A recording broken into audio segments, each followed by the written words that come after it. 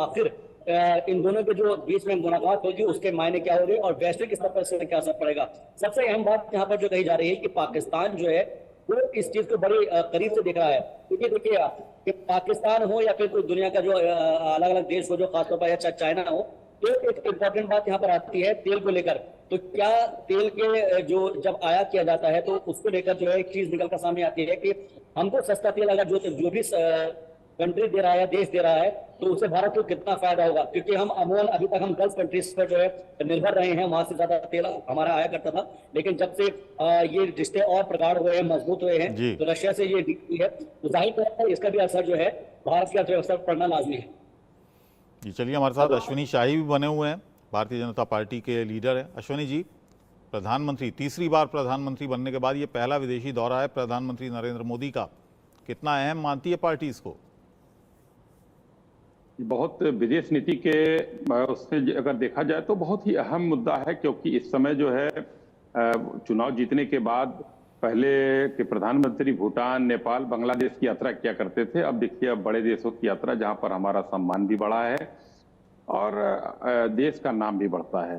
तो बहुत सी ऐसी चीजें हैं जो वहां पर माननीय प्रधानमंत्री जी, रिश्तों के बारे में देखा गया है तो हम लोगों ने किस तरीके से पूरे देश विश्व में रिश्तों को बेहतर करके ये सरकार चली है, सभी जगहों से रिश्ते बेहतर करके चली है, चाहे अमेरिका हो या रसिया हो, चाहे इजराइल का युद्ध हो, फिलीपींस और इजराइल में भी बैलेंस बनाने की बात की, और यहाँ यूक्रेन और रसिया में भी बैलेंस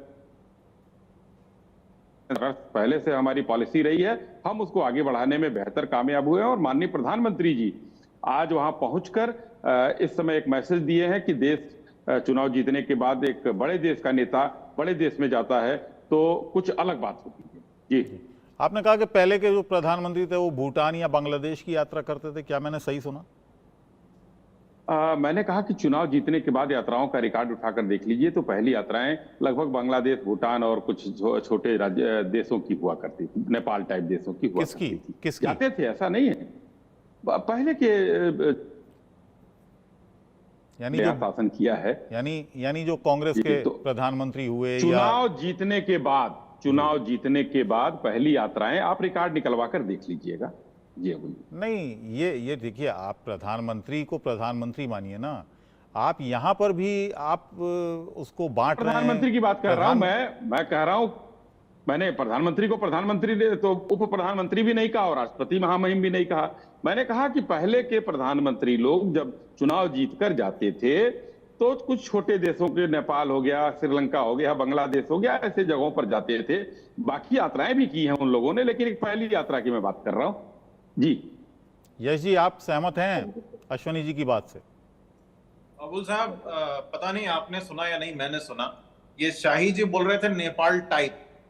इनको बताइए, इनकी ये टाइप की जो बातें हैं, उन्हीं के चक्कर में आज हमारे चारों तरफ के सारे पड़ोसी देश हमसे बिखरते जा रहे हैं।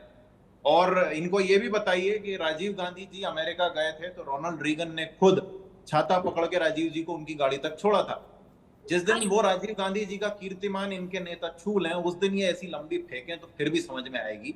अभी इनको नेपाल टाइप इस तरह की बात नहीं करनी चाहिए। इस समय भारत बहुत संवेदनशील समय में है। और मैं ये भी बता देना चाहता हूं कि हमने हमारे कला के इतिहास में बहुत सारे इस तरह की नाटक, ड्रामे या फिल्में देखी हैं जिसमें घर का मुखिया जो रहता है वो खुद निकम्मा होता है, उसके पास कोई काम नहीं रहता तो गली मोहल्ले में बैठ के दुनिया तमाम की अर्थव्यवस्था और नीतियों पे मोहल्ले के लोगों को ज्ञान देता है, लेकिन अपना घर संभाल नहीं पाता। अभी नेता प्रतिपक्ष राहुल जी मणिपुर जा रहे हैं, गुजरात के अलग अलग हादसों के पीड़ितों से मिल रहे हैं, छात्रों से मिल रहे हैं, और हमारे प्रधानमंत्री तमाम दुनियादारी छोड़ के, भारत के अपने खुद के मसले छोड़ के, ये इनको विदेश घूमना है। ऐसा, ये तो मोजाम्बिक में दाल खरीदने भी गए थे। तो इनकी विदेश यात्राओं का क्या कहें? आपको हर बार यही ब्रीफिंग मिलती है कि भैया बहुत सारे महत्वपूर्ण मुद्दों पर चर्चा होगी, विशेष यानी कि स्पेसिफिक मुद्दे हमें पता नहीं चलते। तो मुद्दा और प्राथमिकताएं, इसकी भाजपा को समझ नहीं है, ये दिखा चुके हैं। तो ये जो टाइमिंग है यश जी, इस बात को तो मानेंगे आपके, इस बात को तो आप मानेंगे कि दुनिया में जो इस समय पूरा कूटनीति चल रही है, नेटो की अलग बैठक हो रही है, और जिस तरह से पुतिन और शी जिनपिंग की नज़दीकियां बढ़ी हैं, ऐसे में प्रधानमंत्री जाते हैं, भारतीय प्रधानमंत्री जाते हैं और पुतिन से मुलाकात करते हैं, शिखर वार्ता वहां पर होती है, तो इसकी अहमियत तो है और पूरी दुनिया में इस बात की चर्चा है। मैं ये भी मानता हूं कि जिस देश में भारत के प्रधानमंत्री अपने आप को लाल लाल आंखें वाला बताते हैं, वही प्रधानमंत्री का वीडियो आता है कि शी जिनपिंग एक जगह पर आए तो ये अपनी कुर्सी छोड़ के खड़े हो गए। आज हमारे सारे पड़ोसी देश हमसे दूर होते जा रहे हैं, दिख रहे हैं और चीन के पास जा रहे हैं। ये पिछले 10 सालों में ही हुआ है। कभी भी हमने नहीं सुना था कि नेपाल हमसे कुछ गलत बात बोल रहा है, जो कि अब हो रहा है। तो मैं वही कहना चाहता हूं कि अपनी कमियों को ये चमचमाते हुए इवेंट के आड़ में छुपाना बंद करके इस सरकार को गंभीरता से मुद्दों को लेना चाहिए। अगर आप अपना घर नहीं संभाल सकते हैं तो ये उम्मीद मत कीजिए कि विदेश में आपकी बहुत वाहवाही होगी। ये रशिया जाके इसीलिए दिखाया है इन्होंने, क्योंकि अभी जब ये इटली पहुंचे थे बिना बताए, तो अपने ही लोग पहुंचे थे। आप क्यों मान रहे हैं इसको? इवेंट क्यों मान रहे हैं आप? किसी भी विदेश यात्रा को प्रधानमंत्री की इवेंट क्यों करार देते हैं? जी मैं आ रहा हूं अश्विनी जी आपको। तो मैं कह रहा था अबुल साहब, मुझे मेरी बात पूरी कहने दी जाए। अभी जो हाल ही में एक जगह ये गए थे बिना न्योते के, वहां पे केवल ये फोटो खिंचवा के आए थे और वहां जब ये पहुंचे थे तो उस देश का कोई भी गणमान्य इन्हें लेने नहीं आया था, हमारे ही डिप्लोमेटिक अधिकारी लेने पहुंचे थे। एक नागरिक के तौर पर मुझे दुख है इस बात का कि हमारे प्रधानमंत्री को ढंग से स्वागत भी नहीं मिला, लेकिन हमारे प्रधानमंत्री बिना न्योते के वहां गए थे। ये भी एक सच है। इस बात को हमें समझना चाहिए। हम सिर्फ इसलिए कि भैया वो उनके सामने हम कुछ बोलेंगे तो बड़ा गलत हो जाएगा, ऐसा नहीं है। लोकतंत्र में सबसे बड़ा पद एक आम नागरिक का है। प्रधानमंत्री, सारे मंत्री और हम सब जितने भी लोग राजनीति या मीडिया में काम कर रहे हैं, वो सब इस जनता के लिए काम कर रहे हैं। ये बात हमें याद रखनी चाहिए। तो प्रधानमंत्री जी का काम है कि पहले वो अपना घर संभाल लें, नहीं तो बाहर भी उनको चलिए अब अश्विनी जी का जवाब सुन लीजिए। नहीं मिलेगी। ठीक जी देखिए अबुल जी, एक देश के सबसे बड़े पहली बार संवैधानिक पद पाए झूठे नेता राहुल गांधी जी मणिपुर चले गए। बहुत अच्छी बात है, देश का अंग है, जाना चाहिए। हाथरस आया, बस स्वागत योग्य है, जाना चाहिए। तमिलनाडु भी चले गए थे, 70 से ऊपर दलित मरे, ये था।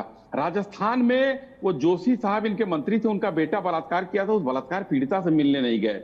हनुमानगढ़ में लाठियों से किसान पीटे गए, वहां नहीं गए, वहां भी जाना चाहिए। संदेश खाली भी जाना चाहिए उनको। बंगाल में एक पोते के सामने एक दादी का बलात्कार किया गया, उससे भी मिल लेते तो बड़ा अच्छा रहता। इतने गंभीर हैं ये।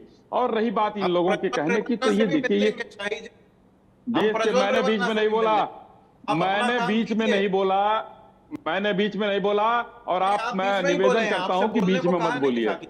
मैंने बीच में नहीं बोला और आप पहले उनकी बात सुन लीजिए। पहले उनकी बात सुन लीजिए। बहस की गरिमा बनाइए। अगर संस्कार नहीं है तो शांत रहिए। तो दूसरी बात अबुल जी कहें, बोलना सीखे आप शाही जी। अरे शांति से रहो भाई। आप होते कौन है हमारे संस्कार पूछने वाले? अरे क्यों नहीं बोले? तुम्हारा संस्कार खराब है, तुम्हारा संस्कार खराब है। सुनोगे नहीं बात, बीच में चिल्लाओगे, बदतमीजी करोगे क्या तुम बीच में तुम्हारे संस्कार खराब है। ऐसे शब्दों का इस्तेमाल अश्विनी जी ऐसे शब्दों से बचिए ना। आप भी आपने कह दिया झूठा राहुल गांधी को। बात मैंने 10 मिनट सुनी है। नहीं सुनेंगे तुम, पहले माफी मांगो। अरे क्यों नहीं सुनोगे? सुनना पड़ेगा। तुम होते कौन हो? तुम बीच में बोलने वाले? एक मिनट तुम चलाओगे? यश जी बैठे हुए हैं। अश्विनी जी अश्विनी जी बेशर्म है सब। ये सारे बेशर्म जो है कांग्रेसी बैठकर बैठते हैं। संस्कार सिखाया तुम्हारे तुमको। यश जी मुझे आपको देखिए, अगर इस तरह से बहस करेंगे तो मुझे आपको म्यूट करना पड़ेगा। इस तरह से बहस नहीं होगी। मैं आऊंगा आपके पास। चलिए थोड़ी देर शांत हो जाइए। शाबाज, पिछली बार जो शिखर सम्मेलन था उसमें बहुत सारे मुद्दे ऐसे थे जो अभी भी जिन पर कोई सहमति नहीं बन पाई थी। क्या इस बार ये उम्मीद है कि इस बार के शिखर सम्मेलन में उसमें रक्षा सौदे थे, एविएशन सेक्टर से जुड़े हुए सौदे थे, क्या इस बार सहमति बन पाएगी? उम्मीद है जरूर। इस बार पर कोशिश की जा रही है कि पिछली बार जो हमने कई सारी डील्स हुई थी उसमें कई बार जो है सहमति नहीं बन पाई थी। चाहे अगर हम बात करें 2018 की, तो उसमें S-400 एयर डिफेंस सिस्टम खरीदने की डील हुई थी और उस दौरान जो है 5 सालों में भारत को सभी एयर डिफेंस सिस्टम मिलने थे, लेकिन अभी तक सिर्फ 3 ही सिस्टम मिल पाए हैं। तो 2 मिलना भी बाकी है, तो उस पर भी बात हो सकती है। इसके अलावा एक चीज और है जो हम बता रहे थे यहाँ पर इससे पहले भी, कि जो यूक्रेन के साथ जो जंग है उसको भी एक वजह माना जा रहा है कि शायद इस वजह से देरी हुई है और ये अभी तक जो डिफेंस सिस्टम है S-400 वो हमको नहीं मिल पाया है। लेकिन जो दिवाली से ठीक पहले रूस ने भारत में मैंगो मिसाइल बनाने की फाइनल डील की है, उसके बारे में अगर आपने जो दर्शक है उसके बारे में मैं जानकारी देना चाहूंगा कि ये जो है इसका बताया जा रहा है कि 125 mm का टैंक है जिससे गन फायर किया जाएगा, और खासतौर पर इसमें इसकी जो मारक क्षमता है वो 2 किलोमीटर दूर तक का लक्ष्य भेदने की सलाहियत रखती है। इसके साथ साथ इसमें ये कहा जा रहा है कि टैंक में जैसे ये घुसेगा तो ब्लास्ट कर देगा, तबाही मचा देगा।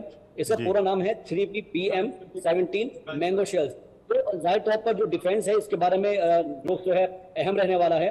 और जिस तरीके से अभी बात कर रहे थे जितने भी हमारे जो मेहमान हैं वो आपने अपनी जो सरकार है उसका जिक्र कर रहे थे, ऐसा नहीं है कि कोई पहली बार ऐसी कोई मुलाकात हो रही है। इससे पहले हमने देखा है कि जो भारत के तमाम जो बड़े राजनेता रहे हैं या राष्ट्रपति रहे हैं उनका भी इसी तरह से स्वागत और सम्मान हुआ है, चाहे वो पिछले जो राष्ट्रपति रहे हों या प्रधानमंत्री रहे हों। इंदिरा गांधी के टाइम का जिक्र किया जाता है, उस दौरान जो है जब अगर हम देखें तो बोकारो जो स्टील प्लांट है वो रूस की जो सहमति के साथ ही, रूस की जो मदद के साथ ही लगाया गया था। तो ऐसा नहीं है कि रशिया से पहली बार इससे संबंध रहे हैं, इससे पहले भी काफी मजबूत संबंध रहे।